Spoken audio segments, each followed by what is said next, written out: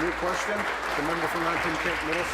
Well, thank you very much, Speaker. My question this morning is to the Premier. Premier, EllisDon is an employee-owned London, Ontario-based company that was recently named the #2 best employer in Canada and one of Canada's best managed companies. EllisDon is currently facing intense pressure from foreign competitors. However, my Bill 74 takes a firm stand in support of Ontario workers and Ontario employers. Premier, shamefully last week you flip-flopped and said that my bill is no longer needed and that you would no longer be supporting it. Premier, we know that the sheet metal workers plan to appeal the divisional court ruling. When the decision is appealed, will you resume your support of my important bill, or will you continue to favour foreign corporations over Ontario workers? The Minister for Rural Affairs will come to order, and he knows why I don't like what he's doing. Premier.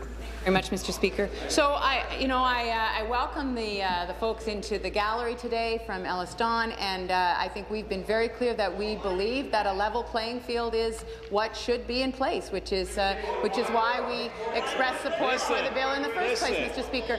But from my perspective, one of the aspects of a rational process is that if circumstances change, then it is perfectly reasonable that the approach would change. So the Divisional Court has made a ruling that quashed the decision of the Labour Relations Board.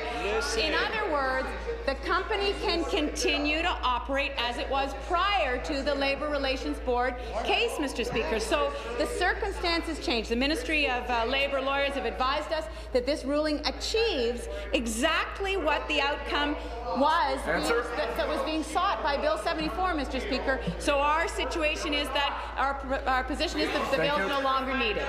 Thank you. Supplementary. Thank you, Mr. Speaker. And back to the Premier.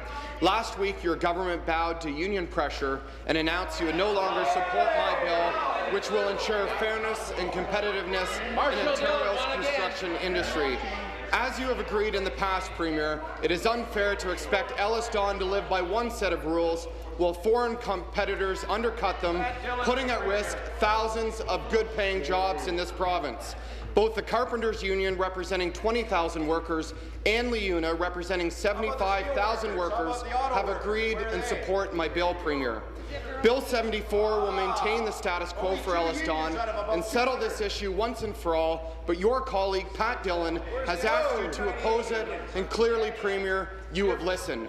Premier, if you say that Bill 74 is no longer necessary, why is the company in question represented here today with so many employees? Question, thank you.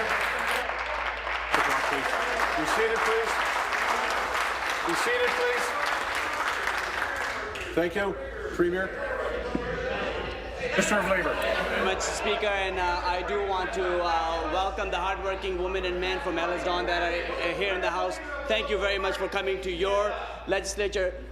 Speaker, the facts remain the same on this matter since we spoke last time in this House. I believe it was on Thursday.